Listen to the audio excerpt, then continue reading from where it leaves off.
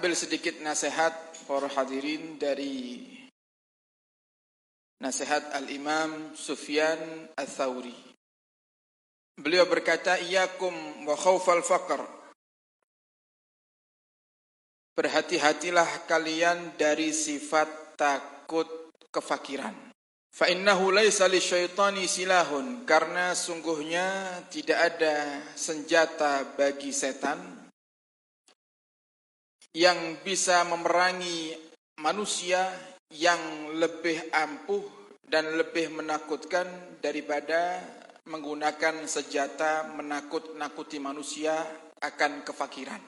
Jadi senjata setan niku para hadirin hadirat yang paling ampuh untuk menjerumuskan manusia ke jalan yang sesat adalah membisikkan ke hati mereka sifat takut fakir, takut miskin. Ada orang mau berangkat haji dibisiki sama setan. Jangan berangkat. Uangmu masih ngepres. Nanti kalau kamu berangkat, ya kamu selesai melaksanakan ibadah haji. Kok ternyata kamu pulang, kemudian kamu sakit, apa yang mau dibuat bayar? Ojo daftar umroh. Wis ning omah ae. Lek awakmu daftar umroh, bar mulih umroh anakmu lara pripun? Mboten enten duwite. Mikir, iya ya. Wis ning omah ae lah gitu. Ojo budal ngaji. Bensinmu wis entek. Lek budal ngaji harus ngisi bensin. Timbangane duwite kanggo ngisi bensin mending kanggo mangan ae. Timbangane duwite kanggo ngisi bensin ning majelis wis simpenen. Besok dibuat beli beras. Nah, itu setan itu. Terus membisikkan kepada kita supaya kita tidak berbuat amalan yang baik, dan senjata yang paling ampuh adalah menakut-nakuti kita agar kita ini tidak mengeluarkan daripada harta karena dengan alasan nanti kamu akan jatuh fakir. Nanti kamu akan bangkrut. Dan itu ada. Ada satu orang ya, yang dia bercerita, dia punya keluarga itu kalau melihat anaknya atau mungkin istrinya infak sedekah, dia akan katakan kepada keluarganya, kamu ini sudah tua, sudah pensiun, kok duitmu mbok buang-buang sia-sia. Kayak infak, kayak sedekah, santunan anak yatim, coba. Kita ini sudah tua, jangan dihabiskan duitnya.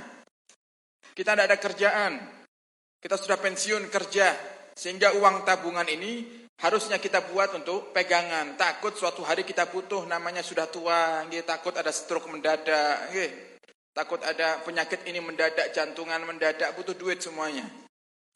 Nah ini orang-orang yang semacam ini adalah orang-orang yang dikatakan oleh Imam Haddad dengan sebutan qauludil hamak. Itu perkataan orang-orang yang super dungu. Ya, super dungu.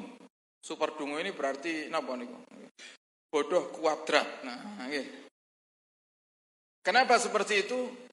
Karena dia mencoba untuk mendahului takdirnya Allah Subhanahu wa taala.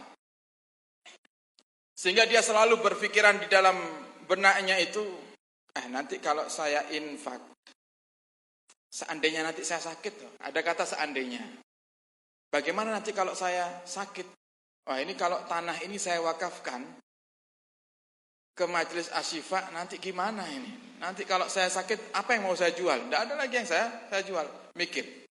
Kata Imam Haddad, lau walim wa kaifa qauludil hamak ya'tarid 'ala Allah alladzi khalaq. Berkata seandainya nanti kalau saya begini, atau seandainya dulu saya gini, atau bagaimana ini bisa terjadi kepada saya, bagaimana nanti keadaan saya jika saya sudah pensiun kerja. Itu adalah perkataan orang yang super dungu, ya'tarid 'ala Allah, yang dia berpaling dari Allah Subhanahu wa taala. Alladzi khalaq, yang telah menciptakannya. Oleh karenanya Nabi kita Muhammad memberikan nasihat kepada kedua putra Sayyidina Khalid ibn Walid. Nabi katakan, la tay'asa minar rizq. Jangan kalian, wahai kedua putra Khalid bin Walid, takut tidak kebagian rizki. Yang hadis ini tidak hanya dikhususkan untuk kedua putra Sayyidina Khalid bin Walid, tapi juga untuk kita semuanya. Jangan takut urusan rizki. Kenapa? Karena fa'innal insan taliduhu ummu ahmar, karena manusia itu dilahirkan daripada perut ibundanya dalam keadaan masih merah kulitnya, karena baru lahir, dan tidak berpakaian alias telanjang. Begitu lahir langsung ada pakaiannya tiba-tiba datang. Entah itu pakaian datang bonus dari rumah sakit tempat lahiran, atau pakaian itu datang karena si ibunda sebelum lahiran sudah mempersiapkan pakaian untuk anaknya. Siapa yang menggerakkan orang tua membelikan pakaian untuk anaknya padahal anaknya belum lahir? Allah Subhanahu wa taala. Kalau bayi yang lemah yang bisanya hanya nangis, rizkinya sudah ditanggung oleh Allah Subhanahu wa taala, kenapa kita masih khawatir urusan rizki? Nah, setan itu punya senjata yang paling ampuh untuk menjadikan manusia lalai, manusia lupa daripada Allah Subhanahu wa taala, yaitu dengan menakut-nakuti mereka akan kefakiran. Li'annahu idza khafa al-faqra akhadha minal batil. Kalau sudah manusia itu takut fakir, maka dia akan mengambil cara untuk menghindari kefakirannya dengan cara yang batil. Toko sepi, duit mulai menipis. Akhirnya dia pakai cara, wis pokoknya gimana caranya barang dagangan saya haruslah laku. Akhirnya merebut pembeli orang, ya, atau menjual barangnya dengan berbohong, ya, menggunakan cara-cara yang batil. Wa man aminal haq, dan jika dia diajak untuk berusaha, berdagang, bekerja dengan cara yang hak, yang benar, maka dia tidak mau. Lek caramu ngene kapan sugine? Okay. Kalau saya tidak ngutang ke bank, kapan saya akan bisa buka bisnis? Nah, orang-orang yang seperti ini, yang berkata seperti itu adalah orang-orang yang sudah kena daripada jebakan setan. Dengan senjata ditakut-takuti fakir. Kalau saya tidak hutang ke bank, bagaimana saya akan berbisnis? Kalau saya tidak pinjam ke koperasi yang di situ ada ribanya, koperasi mana yang mau meminjamkan cuma-cuma? Akhirnya segala cara yang batil kita lakukan dan yang hak justru kita tinggalkan. Wa takallama bil hawa, dan orang-orang yang sudah kena jaring setan dan ditakut-takuti oleh setan akan kefakiran, maka mereka akan berbicara dengan hawa nafsunya. Wis pokoknya jenengan lek tumbas ning aku ae. Ojo ning liyane. Ning liyane ra enek barang koyo aku. Jenengan lek kepengin cari barang yang bagus di pasar ini, satu pasar ngantru cuman saya saja yang punya barang bagus. Iki kabeh barangnya KW kabeh. Padahal enggak, fitnah dia, ya. Ya fitnah. Nah, ini kenapa takallama bil hawa? Dia ngomongnya dengan hawa nafsu. Mencoba untuk meyakinkan pembeli agar tidak beli ke toko yang lainnya dengan menggunakan kebohongan-kebohongan. Wa dhanna bi rabbih su'adzan, dan orang yang takut fakir itu maka dia akan bersuudzon dengan Allah Subhanahu wa taala.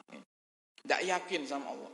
Nah, ini satu-satunya arkanul iman yang banyak manusia masih meragukannya.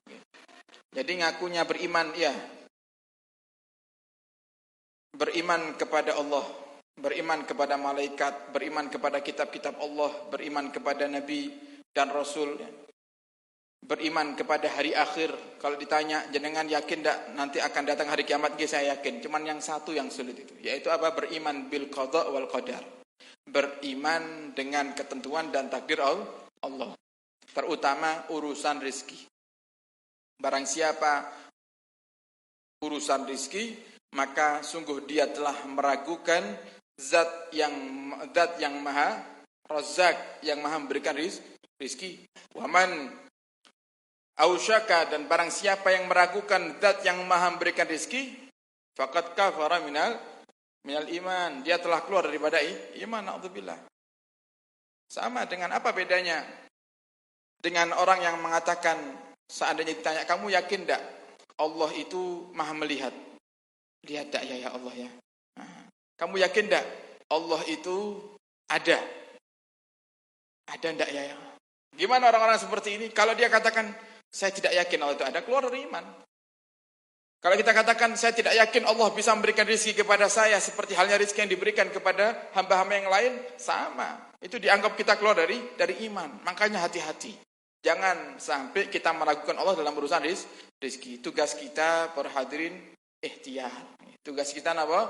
Ikhtiar. Setelah ikhtiar, kita berdoa, minta sama Allah. Setelah berdoa, kita tawakal.